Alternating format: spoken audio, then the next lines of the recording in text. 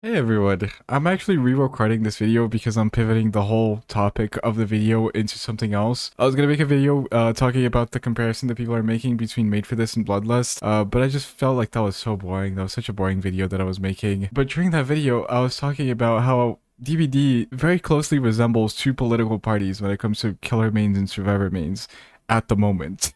This is a video game that invokes so many different opinions because I think this is the most famous asymmetrical game in the world. I can't think of another asymmetrical game that had as much success as DBD did, and because the two roles are so drastically different and you don't really share skill. Like if you're a good killer player, you're not going to be a good survivor player. Maybe some knowledge transfers over, maybe sometimes how much what tier of bloodlust the killer is at, so he can hit you at a pallet or something because you play too much killer. But when you watch a killer like someone that only plays killer play survivor, it's cringe. Like, they're bad at the game. Same goes for the other way around. You watch a survivor player play killer and they only play survivor, it's gonna be just as cringe. So I guess whichever role you play the most, you're gonna have the most drastic opinions about the other side, almost no matter what. It's very hard to maintain a cool head and be unbiased when it comes to DBD if you play this video game. Like, if you spend your day going against blight players with fucking Alkring and Crow while you're playing solo queue and your teammates are dying in 2 seconds, there's no way you're gonna listen to someone say that the game is survivor-sided and smile and just say, yeah, I will take that into consideration. No, you're gonna be fucking angry. You're gonna be like, how the fuck? How the fuck can this be survivor? Like, you know what I mean? Same way that if you play killer and you're going against 4 coordinated survivors every game, which I find unlikely, you're getting shit on every match because of survivor perks. And then you hear some random guy saying that Made for This is not overpowered. You're gonna be like, fuck you, man, fuck you. And I wanted to talk about the sentiment that people have. That tweet that I was talking about was a tweet by a guy named Siptonic, and he was arguing that because Made for This was nerfed, because BHR argued that even a small speed boost would make a huge difference if the survivor was good. He was saying that Bloodlust does pretty much the same thing, which is a stupid argument. Trust me, I hate Bloodlust as much as the next survivor main, but Bloodlust is a counterable mechanic. Made for This was never counterable. The killer hits you, you were going to be 3% faster, no matter what.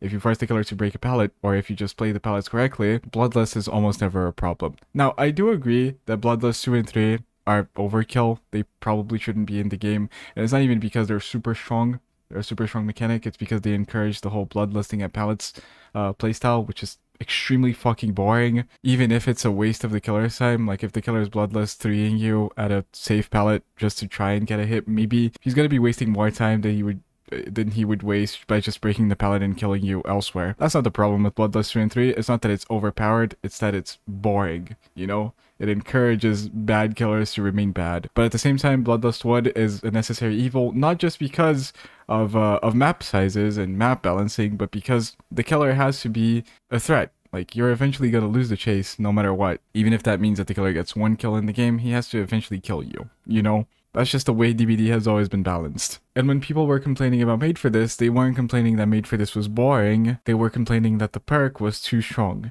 And now, close your ears, killer mains. I don't think the 3% haste was a problem ever. I think the 3% haste was more of a placebo effect than anything. I'm sorry, guys, please, I'm trying to get everyone in the same page here. Please don't hate me for this. You can disagree with me, okay? That's okay. My main problem with Made for This was the fact that it's stacked with other haste perks, and the endurance effect you got from healing another survivor. That was just overkill for the perk. BHR clearly disagreed, and I already talked about this in my other video, but those two arguments were never the same. And frankly, if you think Bloodlust, if you're arguing the Bloodlust is overpowered, sorry to break it to you, but it's a skill issue. But the way he phrased the tweet is my problem with the whole thing. Trust me, I'm also guilty of the us versus them argument. I'm not trying to put myself above anyone else when I say this kind of stuff. I've had tweets that riled up people in the past. I've had videos that riled up people in the past. But slowly I learned that the best way to convey a message or to send a message about something that you feel is unfair is to be reasonable about what you're saying without riling up the other side.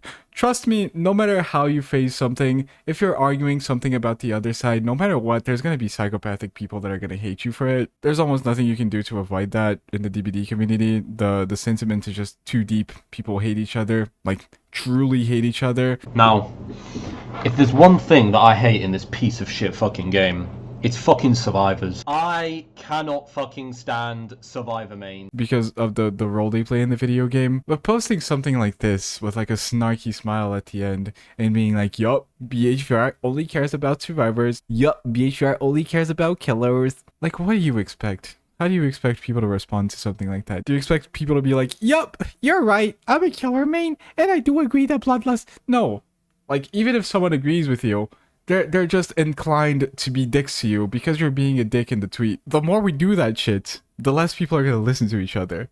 The higher the bad sentiments is gonna be between the two sides. There's something that people have to understand is that DBD is not gonna be a balanced game. It's never been a balanced game. There's no survivor-sided or killer-sided game. There's only whoever brings the strongest shit and whoever's trying their hardest to win the game is sided.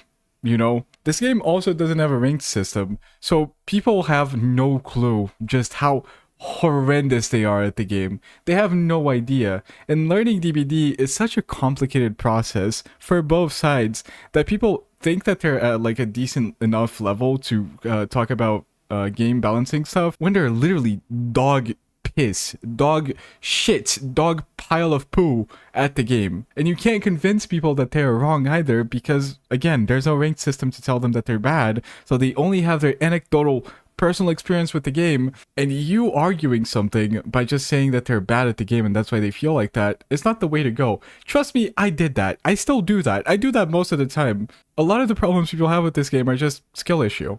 I'm not gonna lie. But riling up the other side like that is just a horrible way to go about doing things. But I mean, at the end of the day, this is just DBD Twitter. Maybe his whole intention with the tweet was to rile people up. Maybe the whole idea behind the tweet was to be snarky and get people to react to the tweet. You never know. But like, even when people say some shit and they get like backlash for saying some shit, they're just gonna be like, yeah, it was bait. It was bait all along. Get baited, guys. Oop, hooked on you. You hooked on my bait. So I don't know. Every time I see a tweet from this Symptonic guy, like I don't have anything against him. I don't even know who he is. But every time it's just some random shit. So I don't know. Maybe that's his whole intention. Maybe he just wants to get people to react to his tweets. And if there's one good way to make people react to your stuff is by being a dick in the to the other political party. So people in your side of the story are gonna be like, yep, you're amazing, dude.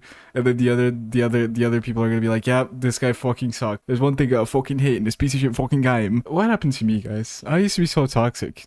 I would be in this video fucking yapping my ass off, complaining about something. But no, I'm just here trying to make everyone happy. I just want everyone to be happy.